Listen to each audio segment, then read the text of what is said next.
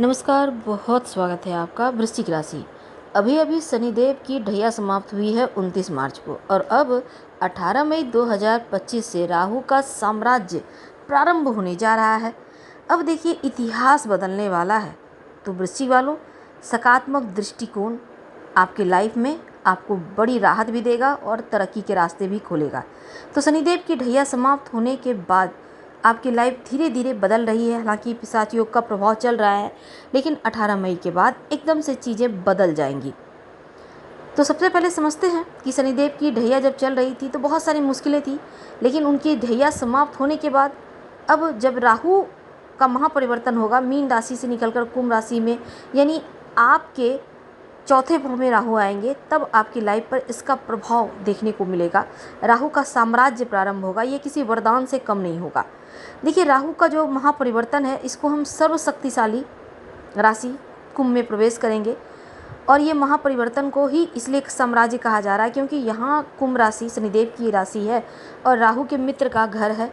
अब मित्र के घर में कोई भी जाता है तो बिंदास होता है। बिल्कुल बिंदास होंगे तो आशीर्वाद भी खूब देंगे, आपको लाभ भी खूब करवाएंगे। तो 18 मई के बाद जब ये चीज़ें एक्टिव हो जाएंगी, ग्रहों का खेल शुरू होगा, तो जो परेशानियाँ थी लाइफ में वो समाप्त तो होंगी ही, साथ ही आपको चारों दिशाओं से आपके जीवन में तरक्की होगी। हर तरफ की मुश्किलों से आपको मुक्ति मिलेगी और नकारात्मकता हटकर सकारात्मकता में बदलेगा। लेकिन अपने दृष्टिकोण में भी पॉजिटिविटी आपको लाना होगा। अब देखिए, मन की स्थिरता बढ़ेगी, प्रसन्नता बढ़ेगी, और जब आप प्रसन्न होते हैं तो हर कार्य शुरू होता है। तो सबसे बड़ा ये होगा कि आप प्रसन्न रहेंगे, आप एकदम से अपने आप में खुश रहेंगे। आपको पता भी नहीं होगा आप खुश क्यों हैं, लेकिन आप खुश रहेंगे क्योंकि ये राहु करवाएंगे। तो 18 मई को राहु आपके जब चौथे भाव में आएंगे, तब यहाँ पर भाग्य का साथ मिलेगा, आकस्मिक धन वृद्धि के योग बनेंगे। छोटी छोटी जो मुश्किलें थी वो समाप्त होंगी, स्थितियाँ आपके पक्ष में होंगी और धन की स्थिति बढ़िया होगी, बैंक बैलेंस बढ़ेगा, कुटुंब परिवार में मान सम्मान यश बढ़ेगा। राहु महाराज गलतियों से आपको बाहर रखेंगे, यानी आपको गलती करने नहीं देंगे। बस आप शांत रखिए खुद को, अपने व्यवहार में विनम्रता लाइएगा। थोड़ा सा विश्वास करके आप ये समझ लें कि 18 मई के बाद आपको लगेगा कि खुली आंखों से आप सपना देख रहे हैं। सब कुछ एकदम से चेंज होगा और बार बार जो भी गलतियाँ थी वो आप सोच सोच के ग्लानिंग से भरेंगे क्योंकि कैसे गलती कर लिया। लेकिन अब कोई बात नहीं, जो बीत गई सो बात गई। परिवार कुटुंब में धर्म कार्य होंगे, शुभ मंगल कार्य होंगे, यश मान सम्मान बढ़ेगा। राहु जितना परेशान कर रहे थे आपके लिए पंचम भाव में बैठकर, अब चतुर्थ भाव में बैठकर उतनी ही कृपा बरसाएंगे क्योंकि कलयुग के राजा हैं। भौतिक सुविधाओं को बढ़ाएंगे। अब आपका अकाउंट तो धन से बढ़ेगा ही, कार्य क्षेत्र में भी एकदम से आपका ग्रो करेंगे, रुतबा बढ़ेगा, व्यापार वृद्धि के योग बनेंगे। जॉब करते हैं तो तनाव कम होगा, बॉस भी अब आपको नोटिस करेंगे। ट्रांसफ़र की चाह रहे थे, ट्रांसफ़र करवाएगा।